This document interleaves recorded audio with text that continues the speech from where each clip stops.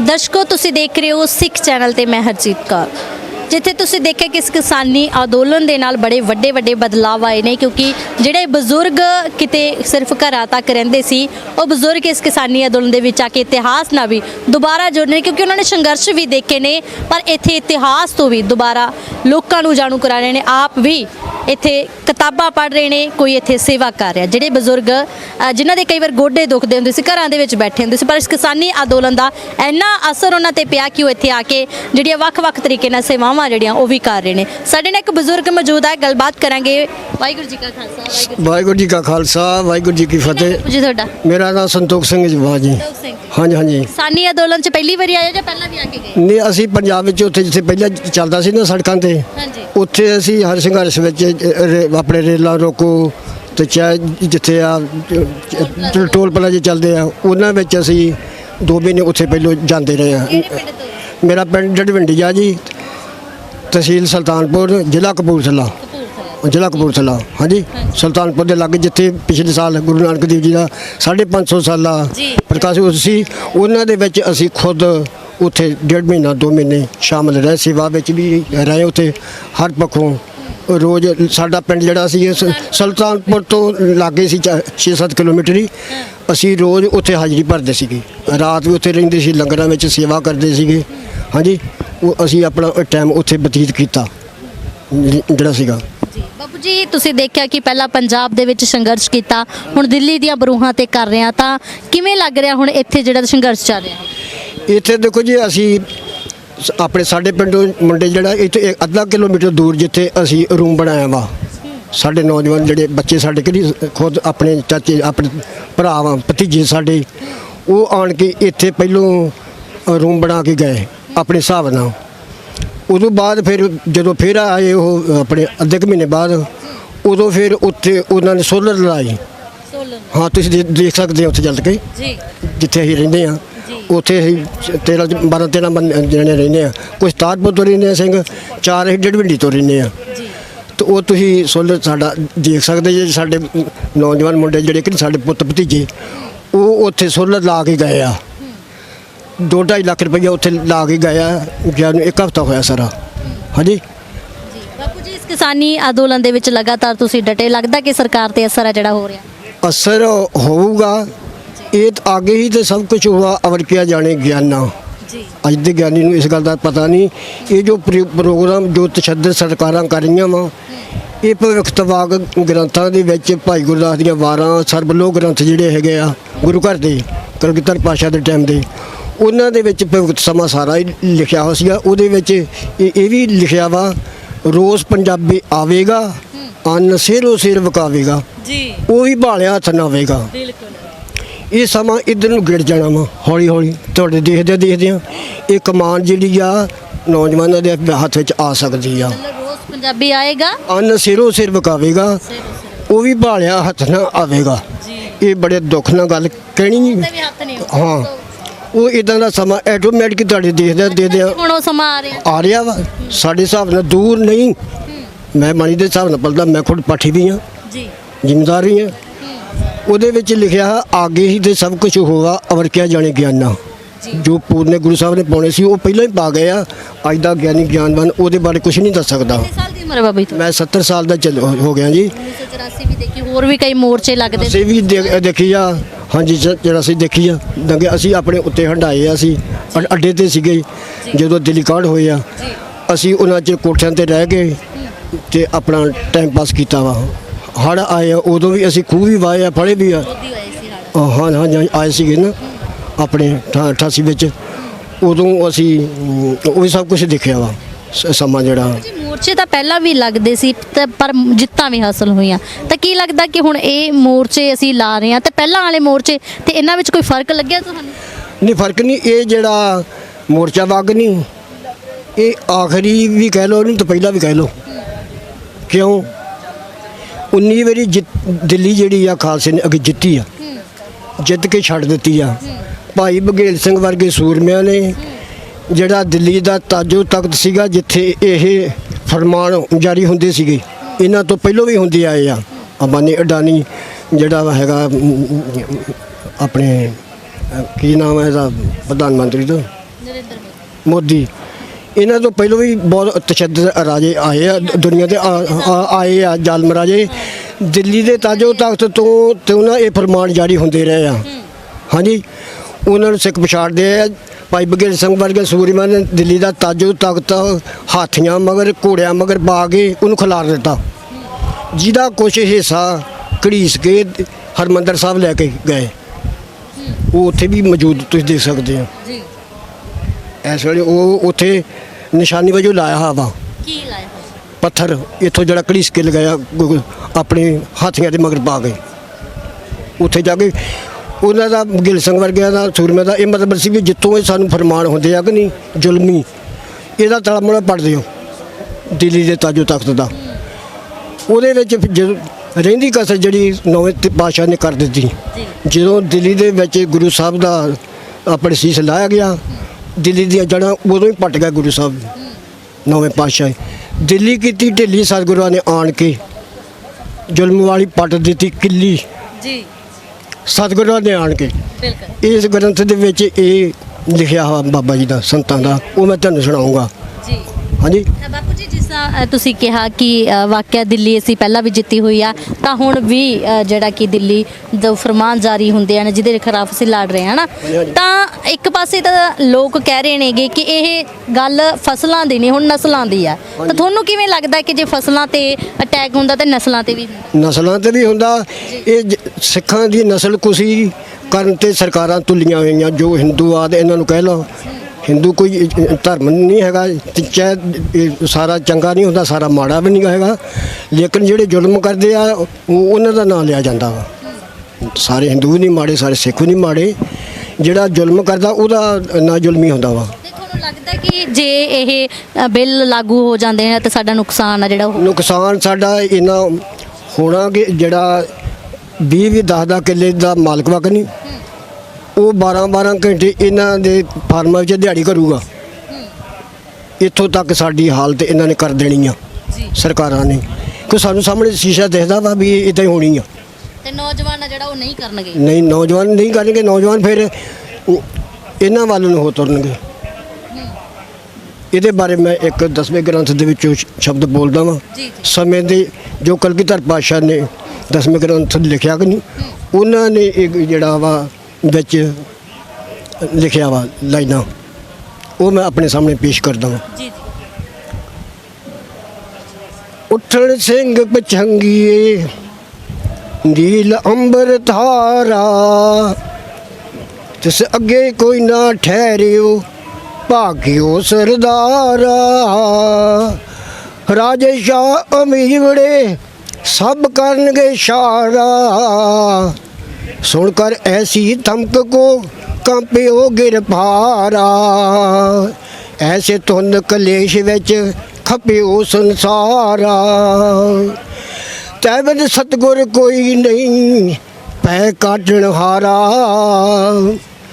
ਗਏ ਐਸਾ ਖੜਕ ਦਿਖਾਏਂਗੇ ਕੋਈ ਸਕੇ ਨਾ ਚੇਲਾ ਵਾਹੋ ਵਾਹੋ ਗੁਰੂ ਗੋਬਿੰਦ ਸਿੰਘ ਆਪੇ ਗੁਰੂ ਚੇਲਾ ਉੱਠਣ ਸਿੰਘ ਪਛੰਗੀਏ ਇੱਕ ਮਰਦ ਮਰਦਾਨਾ ਕੰਮ ਕੀ ਕਰਨਗੇ ਉਹ ਗੋਰ ਮੜੀ ਮਟ ਢਾ ਕੇ ਕਰਨ ਮਦਾਨਾ ਫਿਰ ਸੁਣ ਮੜੀਆਂ ਵੀ ਤਾਂ ਉਠਾਉਣਗੇ ਗੋਰ ਮੜੀ ਮਟ ਢਾ ਕੇ ਕਰਨ ਮਦਾਨਾ ਫਿਰ ਐਸਾ ਸੁਨਤ ਕੋਈ ਨਾ ਕਰ ਸਕੇ ਕਾਂਪੇ ਤੁਰਕਾਨਾ ਜੜ ਤੁਰਕੂ ਮੁਸਲਮਾਨ ਨਹੀਂ ਉਹ ਵੀ ਥਰ ਥਰ ਕੇ ਕੰਬਣਗੇ ਇੱਕ ਦੋ ਹਨੇਰੀ ਆ ਗਈ ਆ ਇਹ ਨੌਜਵਾਨ ਲਾਮਬੰਦ ਹੋ ਰਹੇ ਆ ਸਮਾਂ ਆ ਗਿਆ ਵਾ ਉਤੋਂ ਸਾਡੇ ਉੱਤੇ ਘੂਕਦਾ ਦੂਰ ਨਹੀਂ ਇਹ ਸਮਾਂ ਅਸੀਂ ਦੇਖਦੇ ਹਾਂ ਦੂਰ ਨਹੀਂ ਨਿਕਟ ਕਰ ਜਾਣੋ ਪਰ ਗੁਰ ਕੇ ਸ਼ਬਦ ਨਜ਼ਦੀਕ ਪਛਾਣੋ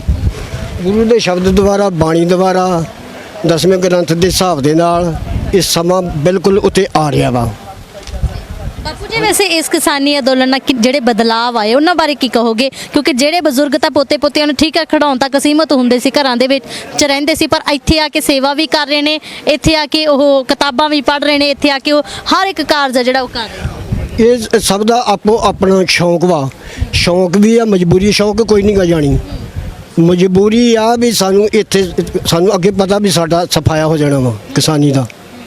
ਰੋਸ ਵਿੱਚ ਆਣ ਕੇ ਪਹਿਲੋਂ 2 ਮਹੀਨੇ ਸੜਕਾਂ 'ਤੇ ਉੱਥੇ ਰੁਲੇ, ਉੱਥੇ ਕਿਸੇ ਨੇ ਗੱਲ ਨਹੀਂ ਸੁਣੀ ਕਿਸਾਨੀ ਦੀ। ਛੇਕੜ ਤੇ ਉਹਨਾਂ ਨੇ ਸਲਾਹ ਕਰਕੇ ਕਿਸਾਨਾਂ ਨੇ ਦਿੱਲੀ ਦੀ ਧੌਣ ਦੇ ਉੱਤੇ ਗੋਡਾ ਆ ਕੇ ਰੱਖਿਆ। ਹੁਣ ਸਾਹ ਬੰਦ ਕੀਤਾ ਹੋਇਆ ਸੀ ਇਹਨਾਂ ਨੇ, ਕਿੱਧਰ ਨੂੰ ਭੱਜਣਗੇ। ਪਰ ਹੁਣ ਤਾਂ ਸਰਕਾਰ ਕਹਿੰਦੀ ਆ ਵੀ ਕਰੋਨਾ ਇਸ ਕਿਸਾਨੀ ਅੰਦੋਲਨ ਨਾਲ ਫੈਲ ਰਿਹਾ, ਕਰੋਨਾ ਆ ਗਿਆ, ਕਰੋਨਾ ਦੇ ਨਹੀਂ, ਨਾਂ ਤੇ ਕਰੋਨਾ ਦਾ ਲਾਕਡਾਊਨ ਲਾ ਦਿੱਤੇ ਹੈਗੇ ਨੇ। ਕਰੋਨਾ ਦਾ ਇੱਕ ਇਹਨਾਂ ਨੇ ਹਵਾ ਖੜਾ ਕੀਤਾ ਸਾਡੇ ਲੋਕਾਂ ਤੇ। ਇਹ ਜਦੋਂ ਜਿੱਥੇ ਮਰਜ਼ੀ ਜਿਹੜੇ ਜ਼ਿਲ੍ਹੇ ਵਿੱਚ ਅੱਜ ਇਹਨਾਂ ਨੇ ਜਲੰਧਰ ਛੱਡਿਆ ਕਰੋਨਾ, ਕੱਲ੍ਹ ਕਪੂਰਥਲੇ ਛੱਡ ਦੇਣਾ ਤੇ ਪਰਸੋਂ ਫਗਵਾੜੇ ਛੱਡ ਦੇਣਾ ਇਹਨਾਂ ਨੇ। ਹਾਂਜੀ, ਇਹ ਜਿੱਥੇ ਮਰਜ਼ੀ ਛੱਡ ਦਿੰਦੇ ਆ ਕਰੋਨਾ।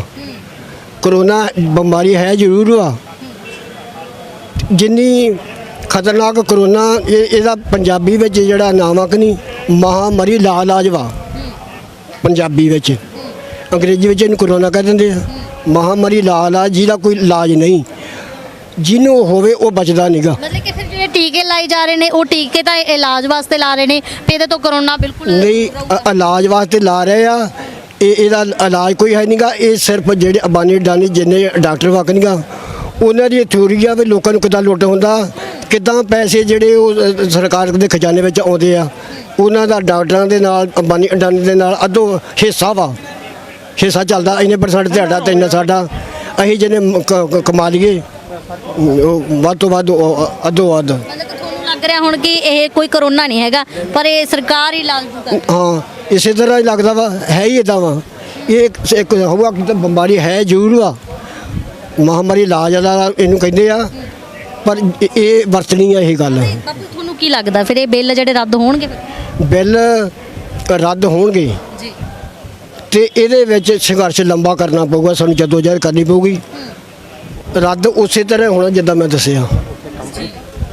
ਨੌਜਵਾਨ ਉੱਠਣਗੇ ਤੇ ਨੌਜਵਾਨ ਹਜੇ ਉੱਠਣਗੇ। ਹਾਂ, ਉੱਠਣਗੇ। ਤੁਸੀਂ ਦੇਖ ਸਕਦੇ ਹੋ ਕਿ ਹਰ ਇੱਕ ਚੀਜ਼ ਦਾ ਨਿੱਜੀਕਰਨ ਕੀਤਾ, ਬੈਂਕ ਇਹ ਪ੍ਰਾਈਵੇਟ ਕਰ ਦਿੱਤੇ ਨੇ, ਬੈਂਕਾਂ ਨੂੰ ਵੀ ਨਿੱਜੀਕਰਨ ਕੀਤਾ ਜਾ ਰਿਹਾ। ਸਕੂਲਾਂ ਦੇ ਵਿੱਚ ਵੀ ਤੁਸੀਂ ਦੇਖ ਸਕਦੇ ਹੋ ਕਿ ਪ੍ਰਾਈਵੇਟ ਹੋ ਚੁੱਕੇ ਨੇ, ਪ੍ਰਾਈਵੇਟ 'ਚ ਫੀਸਾਂ ਬਹੁਤ ਜ਼ਿਆਦਾ ਲੱਗ ਰਹੀਆਂ, ਤੇ ਹਰ ਪਾਸੇ ਹਰ ਵਰਗ ਦਾ ਕਿਸਾਨ ਕੀ ਹਰ ਵਰਗ ਦਾ ਲੋਕ ਹੈ ਜਿਹੜਾ ਕਿ ਪਿਸ ਰਿਹਾ ਇਸ ਦੇਸ਼ ਦੇ ਵਿੱਚ। ਤਾਂ ਕੋਈ ਸੇਫ ਤਾਂ ਹੈ ਹੀ ਨਹੀਂਗਾ।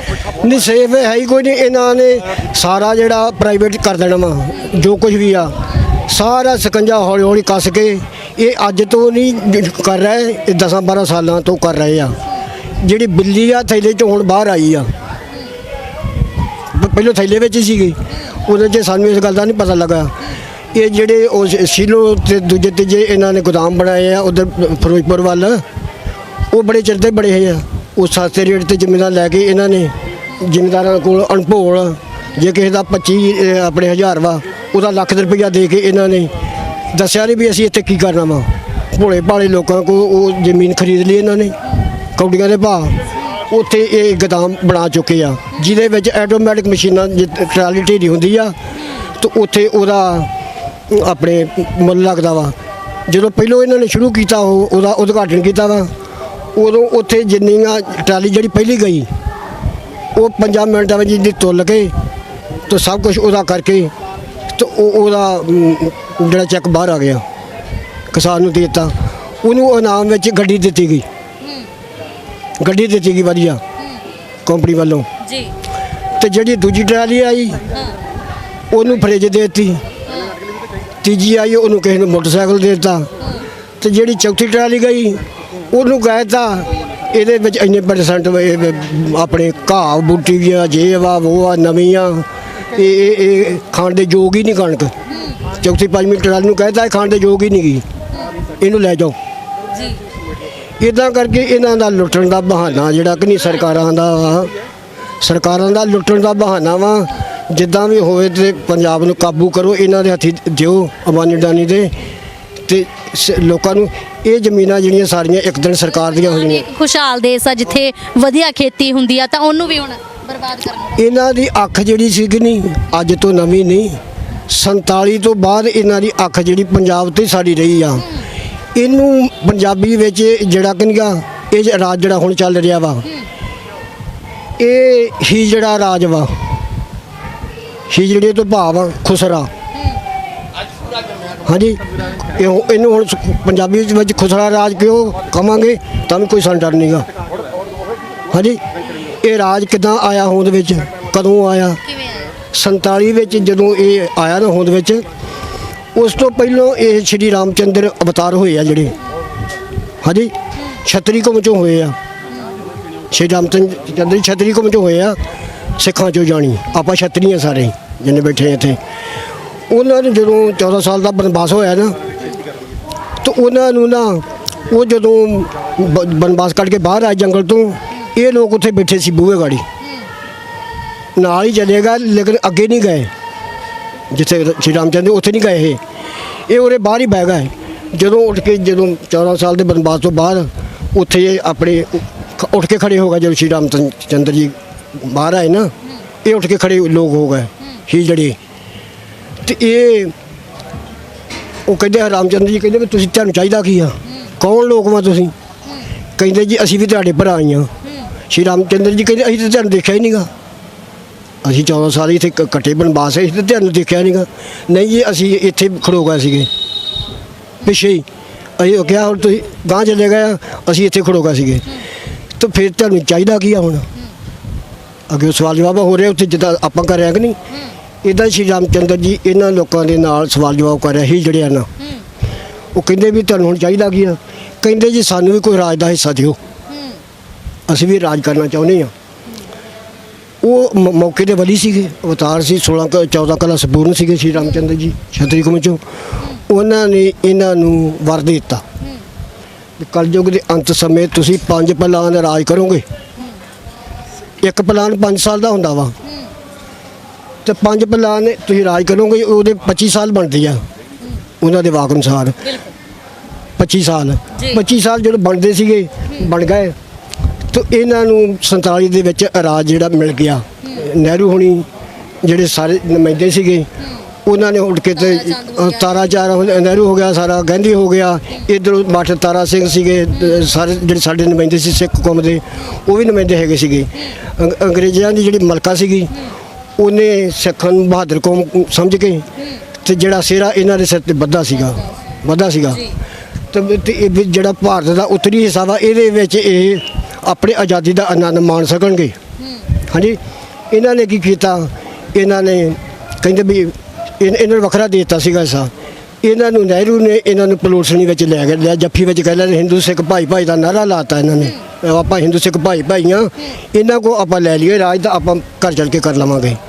ਕੁਝ ਸਮੇਂ ਬਾਅਦ ਵਿੱਚ ਇਹਨਾਂ ਨੇ ਧਰੋਹ ਕੀਤਾ ਸਾਡੇ ਨਾਲ, ਜਿਹੜੇ ਮੰਨ ਕੇ ਤਾਂ ਫਿਰ ਇਹਨਾਂ ਨੇ ਮੁੱਕਰ ਗਏ ਪੰਜਾਬ ਦੇ ਵਿੱਚੋਂ। ਉਹਦੇ ਵਿੱਚੋਂ ਲਾਪੇ ਜਿਹੜੇ ਪੰਜਾਬੀ ਬੋਲਦੇ ਇਲਾਕੇ ਸੀਗੇ, ਤੇ ਮੁੜ ਕੇ ਉਹ ਆਪਣੇ ਪੰਜਾਬੀ ਸੂਬੇ ਦਾ ਮੋਰਚਾ ਲੱਗ ਗਿਆ, ਜਿਹਦਾ ਮੈਨੂੰ ਥੋੜ੍ਹਾ ਜਿਹਾ ਪਤਾ ਵਾ।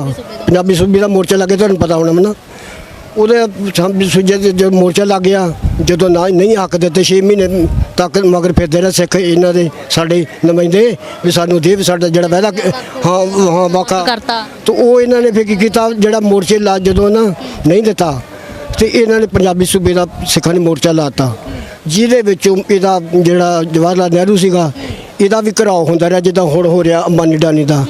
ਇਹਨਾਂ ਦਾ ਘਰਾਓ ਹੁੰਦਾ ਰਿਹਾ, ਰੈਲੀਆਂ ਵਿੱਚ ਛੱਡ ਕੇ ਨਹਿਰੂ ਭੱਜ ਜਾਂਦਾ ਰਿਹਾ। ਇਹਨਾਂ ਦੀਆਂ ਨਹਿਰੂ ਦੀਆਂ ਵੀ ਪੁੱਛਾਂ ਚੁਕਾਈਆਂ ਸਿੱਖਾਂ ਨੇ। ਹਾਂਜੀ, ਬਹੁਤ ਮੰਦੀ ਹਾਲਤ ਹੋਈ। ਇਹਨਾਂ ਨੇ ਅੱਕ ਕੇ ਫਿਰ ਨਾ ਪੰਜਾਬੀ ਸੂਬਾ ਦੇ ਦਿੱਤਾ ਸਾਨੂੰ। ਉਹਦੇ ਵਿੱਚੋਂ ਹਰਿਆਣਾ, ਪੰਜਾਬੀ ਬੋਲਦੇ ਇਲਾਕੇ ਜਿਹੜੇ ਸਾਡੇ ਸਾਰੇ ਖੋਹ ਕੇ ਪੰਜਾਬੀ ਸੂਬਾ ਲੰਡਾ ਕਰਕੇ, ਜਿੱਦਾਂ ਬਾਂਦਰ ਨੂੰ ਲੰਡਾ ਕਰ ਦਈਏ ਅਸੀਂ, ਉਹ ਸਾਡੇ ਨਾਲ ਹਾਲਤ ਹੋਈ। ਹਾਂਜੀ, ਪੰਜਾਬੀ ਸੂਬਾ ਜਿਹੜਾ ਸਾਨੂੰ ਦੇ ਦਿੱਤਾ, ਸਾਰੇ ਹੱਕ ਹਕੂਕ ਜਿਹੜੇ ਸਾਡੇ ਕੋਲ ਵੱਖ ਕਰ ਦਿੱਤੇ ਗਏ। ਵੱਖ ਕੀ ਸਾਡੋ ਹੈ ਸੀ, ਮਾੜਾ ਰਣਜੀਤ ਸਿੰਘ ਦੇ ਟਾਈਮ ਲਾਲ ਕਿਲ੍ਹਾ ਵਿੱਚ ਹੀ ਆਉਂਦਾ ਸੀਗਾ, ਪੰਜਾਬ ਆਪਣੇ ਪੇਸ਼ਾਵਰ ਦੀਆਂ ਕੰਧਾਂ ਤੱਕ, ਉੱਥੋਂ ਤੱਕ ਅਸੀਂ ਸਾਰੇ ਜਾਂਦੇ ਸੀਗੇ, ਜਿੱਥੋਂ ਤੱਕ ਮਹਾਰਾਜਾ ਰਣਜੀਤ ਸਿੰਘ ਦਾ ਰਾਜ ਸੀ ਕਿ ਨਹੀਂ, ਉੱਥੋਂ ਤੱਕ ਸਾਨੂੰ ਇਹ ਪੰਜਾਬ ਦਿੱਤਾ ਸੀਗਾ ਵੰਡ ਦੇ ਵਿੱਚ। ਮਲਕਾ ਨੇ ਅੰਗਰੇਜ਼ਾਂ ਦੀ ਜਿਹੜਾ ਮੁਕੱਦਸ ਸੀ ਨਾ, ਉਹਨਾਂ ਨੇ ਸਾਨੂੰ ਉੱਥੋਂ ਤੱਕ ਦਿੱਤਾ ਸੀਗਾ, ਤੇ ਸਾਡੇ ਕੋਲ ਸਭ ਕੁਝ ਇਹਨਾਂ ਨੇ ਖੋਹ ਲਿਆ। ਤਾਂ ਹੁਣ ਇਹਨਾਂ ਨੇ ਘਵਾੜਾ ਫੜਿਆ, ਜਿਹੜਾ ਉਹ 5 ਪਲਾਨ ਦੀ ਮੈਂ ਗੱਲ ਕਰਦਾ ਵਾਂ। ਜਦੋਂ 25 ਸਾਲ ਹੋ ਗਏ, ਨਹਿਰੂ ਨੂੰ ਪਤਾ ਸੀਗਾ, ਉਹ ਇਤਿਹਾਸ ਜਾਣਦਾ ਸੀ, ਉਹਨੇ ਪੜ੍ਹਿਆ ਸੀਗਾ, ਸੁਣਿਆ ਵੀ ਸੀਗਾ। ਜਦੋਂ 25 ਸਾਲ ਹੋ ਗਏ, ਤੇ ਇਹਨਾਂ ਨੇ ਕਿਹਾ ਵੀ ਹੁਣ ਤਾਂ ਕੰਮ ਖਰਾਬ ਆ, ਹੁਣ ਤਾਂ ਰਾਜ ਦਾ ਮਜ਼ਾ ਬੜਾ ਵਧੀਆ ਵਾ।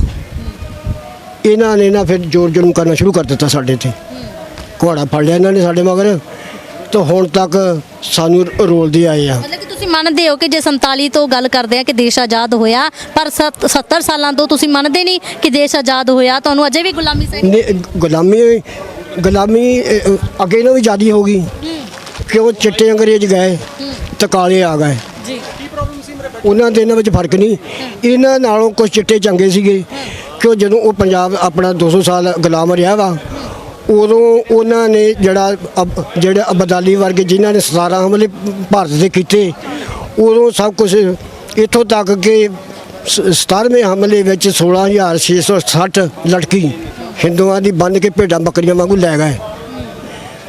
ਉਹ ਫਿਰ ਜਦੋਂ ਕਹਿੰਦੇ ਸਾਨੂੰ ਸਿੱਖਾਂ ਦੇ 12 ਵੱਜਦੇ ਆ, ਉਹ ਸਿੱਖ ਫਿਰ ਜਾ ਕੇ ਨਾ ਇਹ ਸ਼ਰਾਬੀ ਕਬਾਬੀ ਹੋ ਕੇ ਚਨਾਉਂਦੇ ਉਰਲੇ ਬੰਨੇ ਬੈਠੇ ਹੁੰਦੇ ਸੀ, ਖਾਂਦੇ ਪੀਂਦੇ ਸੌਂ ਜਾਂਦੇ ਸੀਗੇ, ਤੇ ਸਿੱਖ ਘੋੜਿਆਂ 'ਤੇ ਚੜ੍ਹ ਕੇ ਤੇ ਹਰ ਤਰ੍ਹਾਂ ਛਾਇਸਰ ਬੰਦ ਹੋ ਕੇ ਤਿਉਹਾਰ ਬੰਦ ਹੋ ਗਏ, ਇਹ ਉਹਨਾਂ ਕੋ ਛਡਾ ਕੇ ਲਿਆਉਂਦੇ ਰਹੇ। ਇਹ ਆਪਣੇ ਇਤਿਹਾਸ ਵਿੱਚ ਲਿਆਉਂਦੇ ਲਿਖਿਆ ਹੋਇਆ ਸਭ ਕੁਝ ਲਿਖਿਆ। ਤੁਹਾਨੂੰ ਪੱਤਰਕਾਰ ਤੁਹਾਨੂੰ ਸਾਡੇ ਨੂੰ ਜ਼ਿਆਦਾ ਪਤਾ ਵਾ, ਤੇ ਅਸੀਂ ਵੀ ਇਹ ਸੁਣਿਆ ਇਤਿਹਾਸ।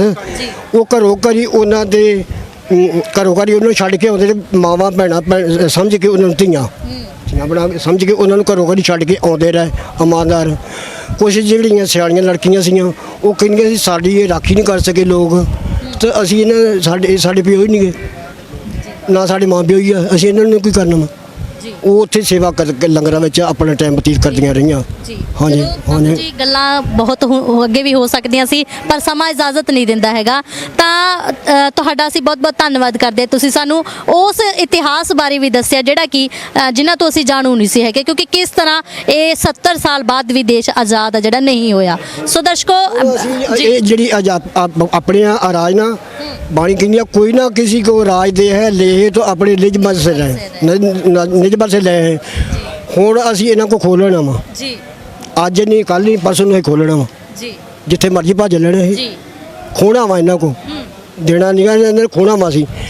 10ਵੇਂ ਗ੍ਰੰਥ ਵਿੱਚ 10,20,000 ਸਾਲ ਕਲਗੀਧਰ ਪਾਤਸ਼ਾਹ ਆਪਣੀ ਕਲਮ ਨਾਲ ਖਾਲਸਾ ਰਾਜ ਲਿਖ ਗਏ ਆ, ਆਲ ਵਰਲਡ ਵਿੱਚ ਲਿਖ ਕੇ ਗਏ ਆ ਇੱਥੋਂ ਦੀ। ਹਾਂਜੀ, ਸੋ ਦਰਸ਼ਕੋ, ਤੁਸੀਂ ਦੇਖਿਆ ਕਿ ਹਰ ਇੱਕ ਅਸੀਂ ਬਜ਼ੁਰਗਾਂ ਨਾਲ ਗੱਲਬਾਤ ਕਰਦੇ ਹਾਂ ਤਾਂ ਉਹਨਾਂ ਦਾ ਕਹਿਣਾ ਹੈਗਾ ਕਿ ਅਸੀਂ ਬੇਸ਼ੱਕ ਇਹ ਬਿੱਲ ਰੱਦ ਨਹੀਂ ਹੁੰਦੇ, ਪਰ ਰੱਦ ਕਰਵਾ ਕੇ ਜਾਵਾਂਗੇ। ਉਦੋਂ ਤੱਕ ਇੱਥੇ ਡਟੇ ਹੋਏ ਨੇ, ਜਜ਼ਬੇ ਬਹੁਤ ਵੱਡੇ ਲੈ ਕੇ ਬੈਠੇ ਨੇ, ਕਿਉਂਕਿ ਗੱਲ ਕਰਦੇ ਨੇ ਕਿ ਫਸਲਾਂ ਦੀ ਨਹੀਂ ਨਸਲਾਂ ਦੀ ਵੀ ਆਉਣ ਵਾਲੀ ਪੀੜ੍ਹੀ ਆ ਜਿਹੜੀ ਅਸੀਂ ਬਚਾਉਣੀ ਆ। ਬਣੇ ਰਹੋ ਸਿੱਖ ਚੈਨਲ ਤੇ। ਵਾਹਿਗੁਰੂ ਜੀ ਕਾ ਖਾਲਸਾ, ਵਾਹਿਗੁਰੂ ਜੀ ਕੀ